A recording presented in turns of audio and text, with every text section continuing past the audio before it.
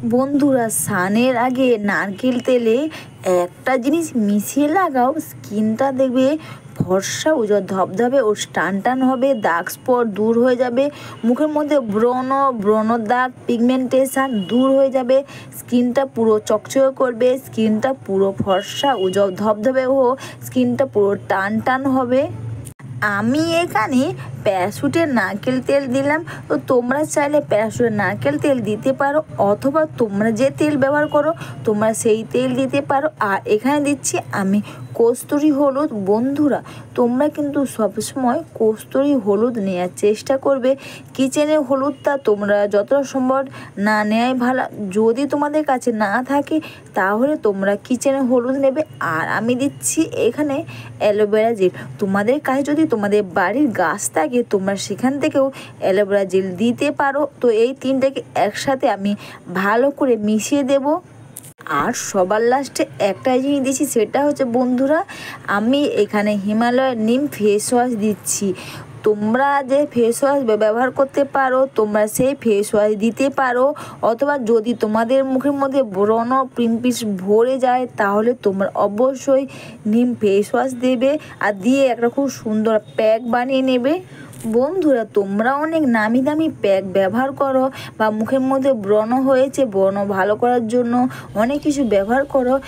তোমাদের মুখের মধ্যে বা দাগ ছোপে ভরে গেছে বা পিগমেন্টেশন কালো দাগ, তোমরা যদি স্নানের আগে জাস্ট বেশিক্ষণ নয় 5 মিনিট তোমরা বা 2 থেকে 3 মিনিট তোমরা এটা করতে পারো, দেখবে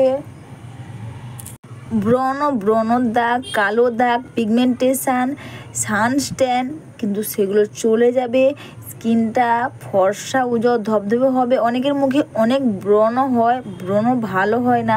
তো তোমরা এইভাবে যদি স্নানের আগে এটা লাগাতে পারো দেখবে ব্রণ কিন্তু ভালো হয়ে যাবে। আমি এখানে নিম ফেস ওয়াশ দিলাম। তোমাদের কাছে যে ফেস ওয়াশ আছে তোমরা বন্ধুরা সেই ফেস ওয়াশ দিয়েই তোমরা এটা বানাতে পারবে।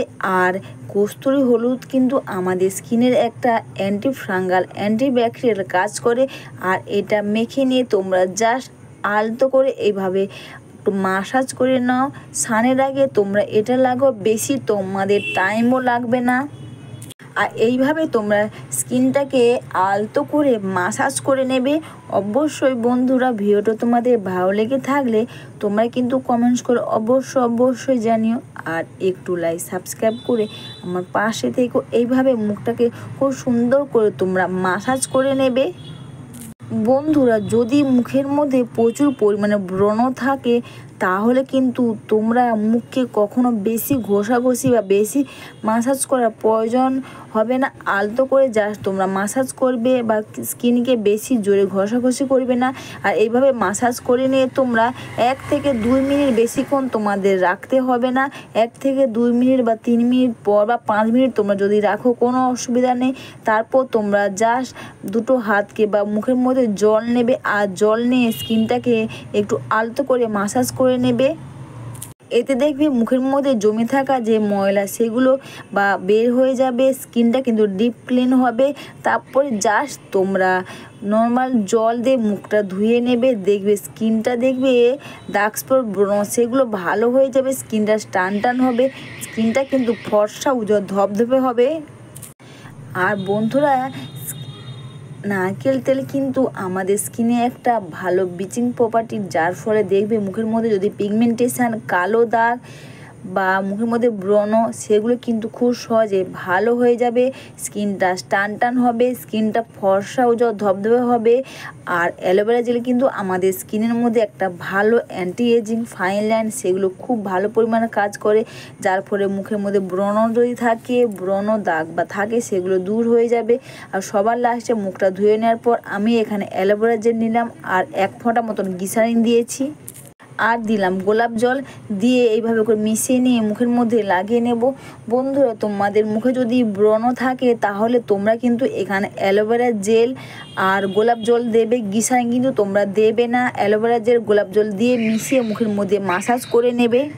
যদি মুখের মধ্যে প্রচুর পরিমাণে ব্রণ হয় তাহলে কিন্তু তোমরা গ্লিসারিনটা দেবেই না তোমরা, আর অ্যালোভেরা জেল আর গোলাপ জল দুটোকে দিয়েই জাস্ট মুখের মধ্যে লাগিয়ে নেবে। আর যদি মুখের মধ্যে প্রচুর পরিমাণে ব্রণ হয় তাহলে তোমরা গোলাপ জল দিয়ে দিনে 2 থেকে 3 বা 4 বার অবশ্যই কটন প্যাড করে মুখটাকে ক্লিন করে থাকবে, দেখবে এই ব্রণটা কিন্তু ভালো হয়ে যাবে। আর ব্রণ হলে কিন্তু কখনো তোমরা ব্রণকে বেশি টেপাটিপি করবে না বা বেশি ঘষাঘষি বা মাসাজ করবে না, এতে দেখবে ব্রণটা বড় হয়ে যাবে। আর কিন্তু দেখবে স্কিনের মধ্যে দেখবে কালো দাগ পড়ে যাবে। তো অবশ্যই তোমরা এই রেমেডি স্নানের আগে করো, স্কিনটা দেখবে ফর্সা উজ্জ্বল ধবধবে ও স্কিনটা টান টান হবে।